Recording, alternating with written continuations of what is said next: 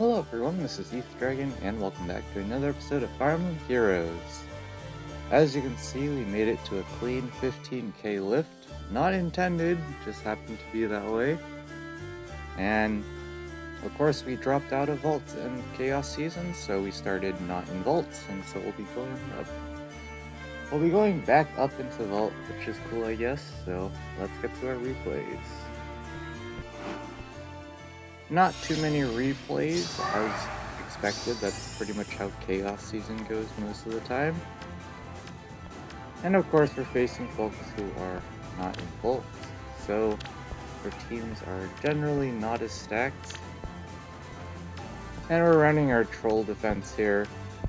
Actually laid out our units slightly better to do slightly more things, but unfortunately I couldn't figure out a good way to get both Lilima's attack field buff without sacrificing the mean team comp, so start out here with an AoE that's clearly not going to kill any day of the week, but this is what always happens here.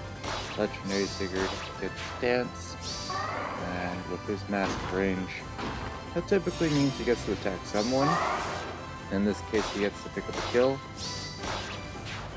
Well, that's all he gets to do at this point. Brave Edelgard in company, going for the end turn, but of course Legendary Lilima says no, picks up that clean one shot after the AoE, and now at this point,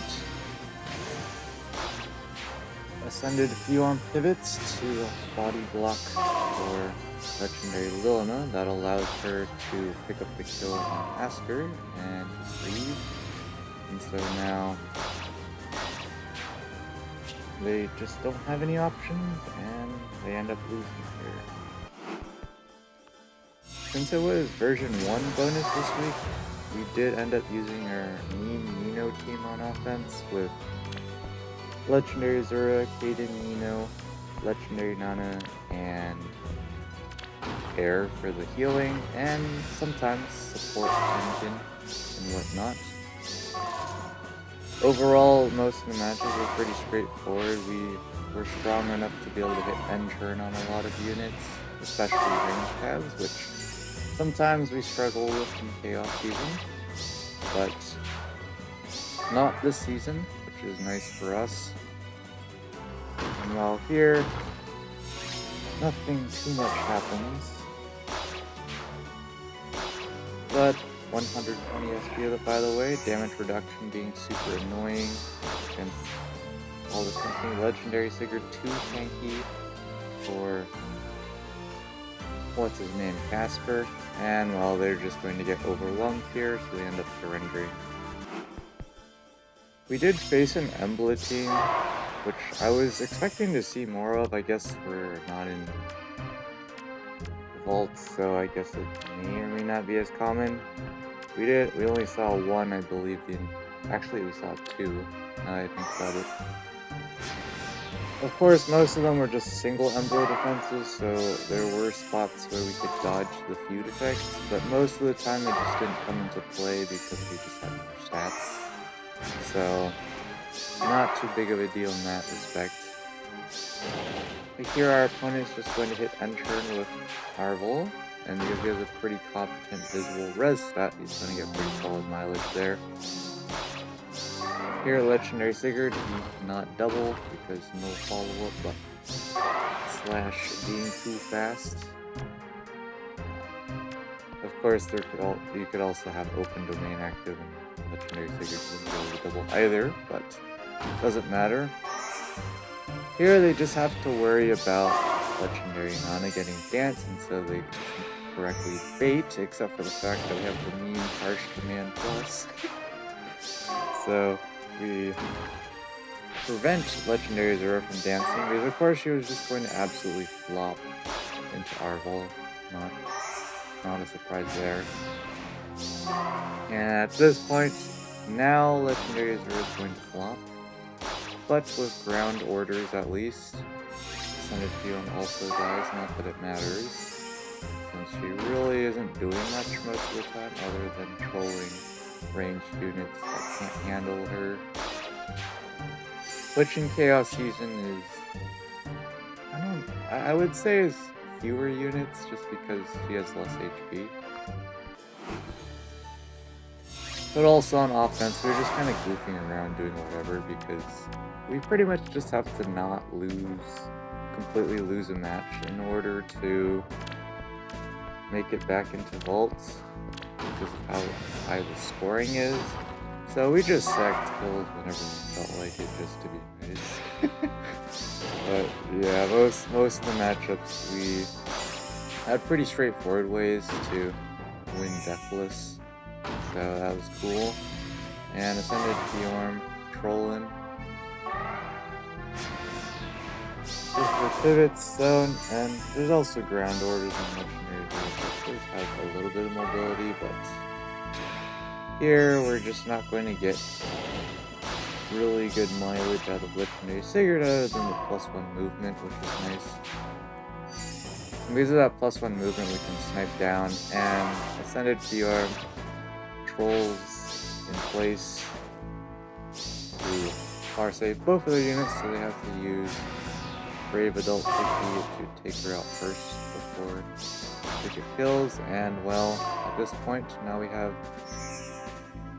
Kanto memes, allowing us to get danced again, picked another kill, and now it's Reinhardt versus the world. Of course, Reinhardt's going to do fine against Legendary Vilna, and no exception for Legendary Zero here.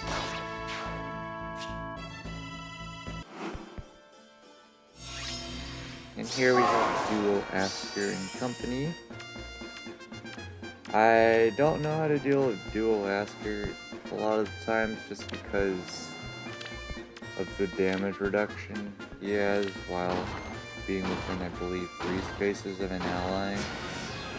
Which, for most modes, is pretty easy for the AI to keep procs. So, you have this issue where you can't actually deal with that. Fortunately for us, though, we can just dance and pick up a kill here. Of course, duo Aster is going to wall everything here.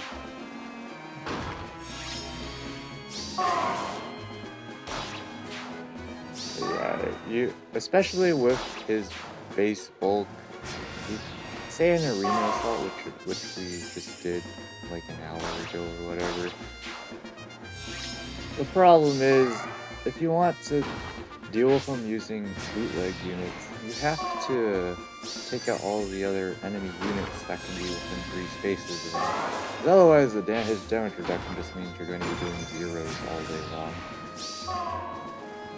And that's not always feasible in arena assaults, especially on turn maps where if the unit starts out in front, they're going to stay out in front no matter what you do. So yeah, those matchups are pretty difficult. Don't have a perfect tech against that yet.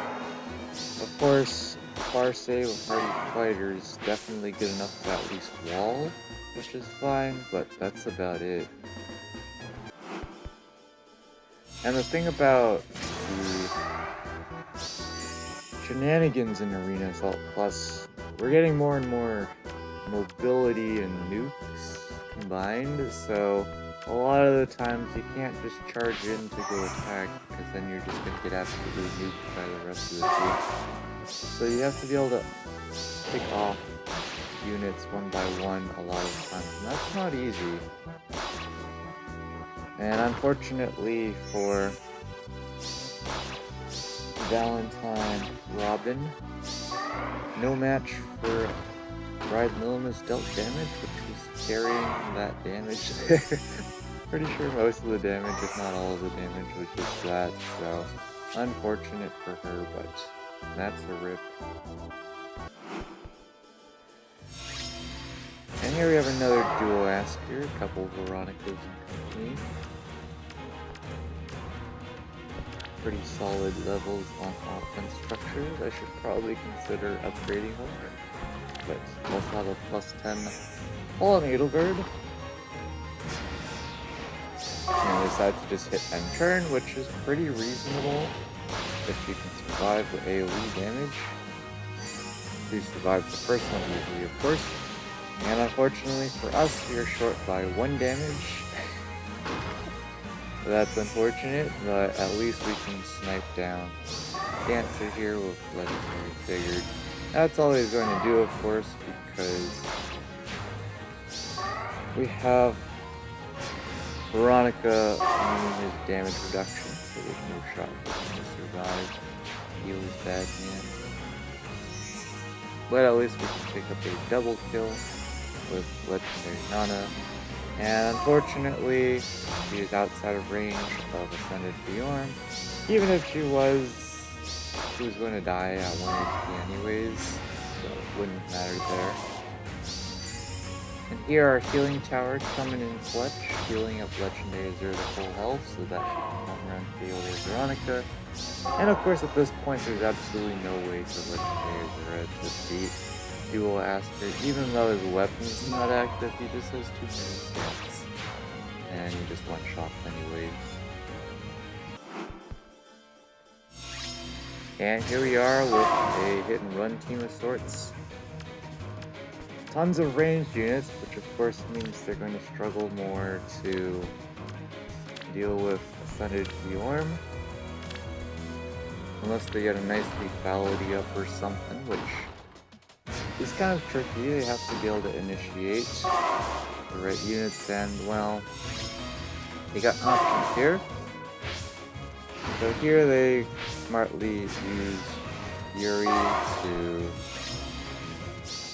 disarm that real heavy trap so that they can initiate if they can. But of course now the usual stuff happens. Doesn't matter that Legendary Zero only has 1 movement. You can still back house here, and Ascended Bjorn covers all the relevant units here. Legendary Sigurd can just stall for time with his damage reduction. And once again, unfortunately we do exactly 5 damage there. But of course it was slightly more because of support, not that matters. But at this point, we don't have a great way to deal with Ascended Bjorn, so that's a rip.